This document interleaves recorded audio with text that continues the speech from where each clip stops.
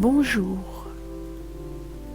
Il y a quelque temps, j'avais posé la question de savoir quel sujet intéressait les personnes qui me suivaient sur Facebook et aussi les membres de Messages reçus.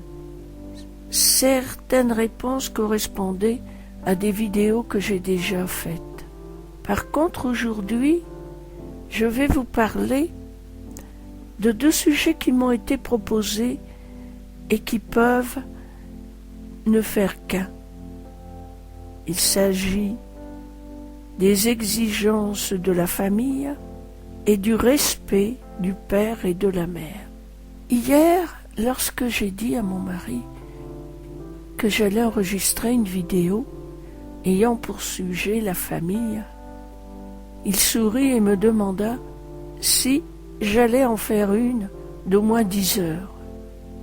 Et oui, que de problèmes avec la famille, que de choses à comprendre et à apprendre, que d'expériences plus ou moins difficiles sont réalisées au sein de la famille.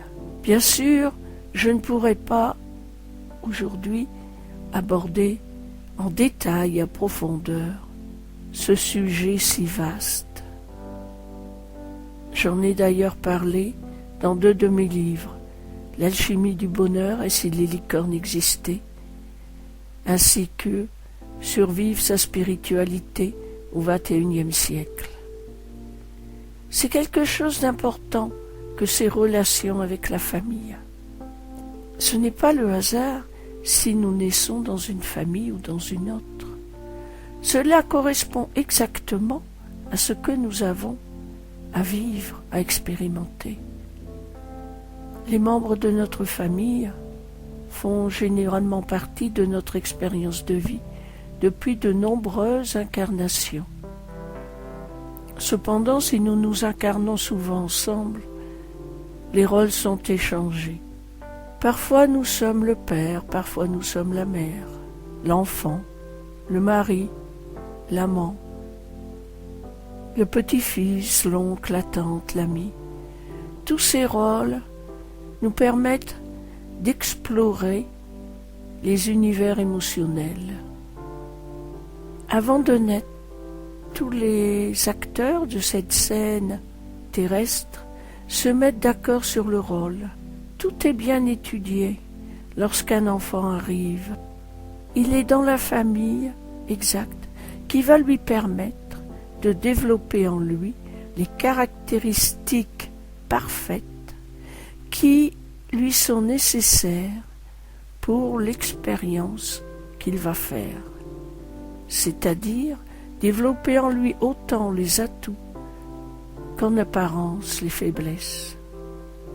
Il est important de bien comprendre que nos parents sont des êtres comme les autres. Souvent, l'adulte continue à regarder le parent en tant que parent. Et non. Lorsqu'un enfant arrive dans une famille, les parents se doivent de veiller à son éducation. Ils ont des devoirs vis-à-vis de lui. Ensuite, ceux-ci, logiquement, devraient le laisser libre. Oui, laisser la liberté à cet enfant de vivre ce qu'il veut vivre sans vouloir le guider ou diriger sa vie. Conseiller si celui-ci le demande, oui, mais respecter son libre arbitre et sa liberté. De l'autre côté, l'enfant, étant adulte, a à se libérer de cette dépendance, de la reconnaissance de ses parents. Il est courant de voir des enfants devenus adultes perdre de vue leur bonheur, simplement dans la recherche de l'amour ou de l'expression de l'amour de leurs parents. Car bien souvent, quand on va plus en profondeur dans le comportement des parents, on se rend compte qu'il y a de l'amour, mais qu'il est peu formulé et mal exprimé. Lorsque l'enfant est devenu adulte, les relations avec les parents sont celles d'adultes entre adultes. Donc pour ce qui est du respect, c'est le respect d'adultes entre adultes. Ce n'est pas parce que votre mère ou votre père vous dit que vous devez faire telle ou telle chose que vous y êtes obligé. Pas du tout. Les enfants ont le devoir de respecter leurs parents comme ils ont le devoir de respecter tout être humain.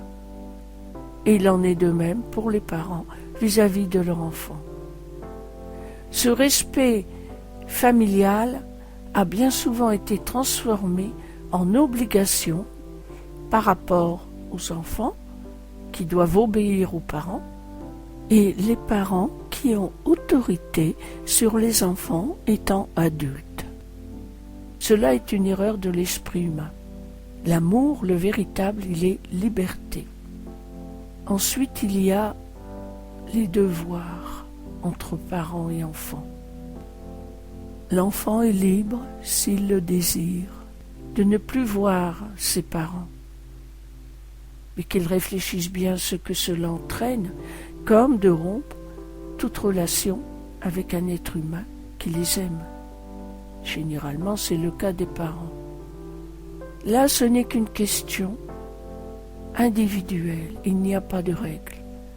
Mais être dans la spiritualité n'oblige pas à continuer à fréquenter ses parents. Bien que il est bon, si vous décidez de ne plus voir vos parents, de le faire dans l'état de conscience du pardon complet et de la bénédiction pour vos parents. Il ne s'agit pas de tourner le dos et de ne plus s'en occuper. Remettez-les à Dieu. Gardez en vous cet amour impersonnel vis-à-vis d'eux, quel que soit leur comportement qu'ils aient pu avoir.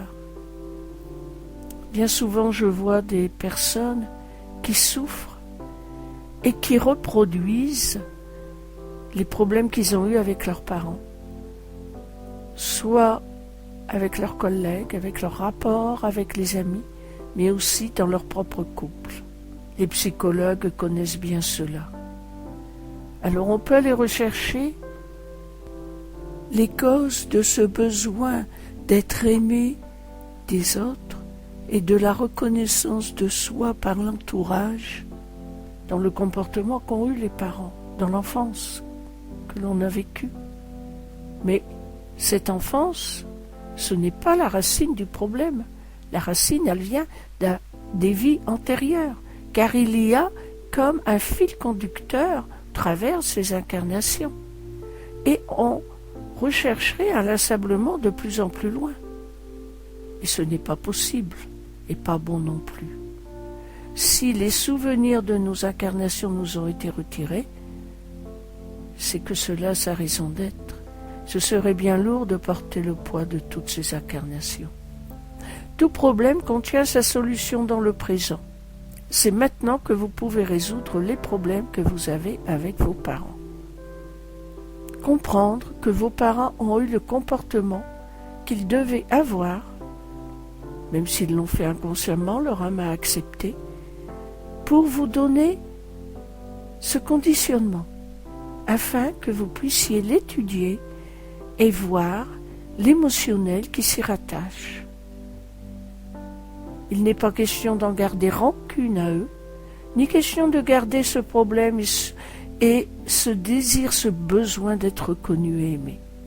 Le jour où vous comprendrez cela, et que vous comprendrez aussi que les autres vous offrent votre reflet, car même vos parents vous ont offert le reflet de ce qu'il y avait en vous de prévu pour votre incarnation. Donc, libérez-vous de cette emprise, du désir de reconnaissance de votre entourage. Cela viendra naturellement lorsque vous ne le désirerez plus. À chaque fois que vous désirez être aimé, être reconnu à votre valeur, l'émotion qui prime en vous, c'est le manque d'amour, le manque de reconnaissance. Et à ce moment-là, c'est ça qui est pris en compte par l'énergie créatrice. par la matrice créatrice. Et c'est cela qui est exaucé à chaque instant. Alors, prenez bien soin de vous libérer de ce désir. Et cela se fera en développant l'amour de vous en vous-même. Avec Dieu, c'est possible. Vous pouvez y arriver. Petit point encore. Apprenez que vos parents ont leur vie et laissez la leur. C'est-à-dire, ne prenez pas sur vos épaules les problèmes et querelles qu'ils peuvent avoir avec des voisins, vos frères ou vos sœurs, etc. Il en est de même entre frères et sœurs. Vous n'avez pas à porter le poids de leur vie. Vous avez le choix de le faire ou pas. Mais n'essayez jamais d'imposer quoi que ce soit. Ce sont des êtres humains comme les autres. Et vous n'avez pas d'autre devoir que ceux de les aimer divinement, c'est-à-dire impersonnellement, et de les respecter. Ensuite, vous pouvez décider de prendre du recul. Mais toujours, on se doit de respecter le libre arbitre de l'autre et de ne jamais vouloir imposer quoi que ce soit. Cela est valable autant dans le rôle de parents, d'enfants, de frères, de sœurs, de conjoints, etc. Il y aura encore beaucoup de choses à dire au sujet de la famille, mais je vais m'arrêter là. Si vous désirez aller plus en profondeur, vous pouvez toujours me contacter, soit sur Facebook ou sur message reçu. Le forum que j'anime, ainsi que le Jardin du Rêve, qui est mon second forum. Soyez tous bénis. L'amour divin est en vous.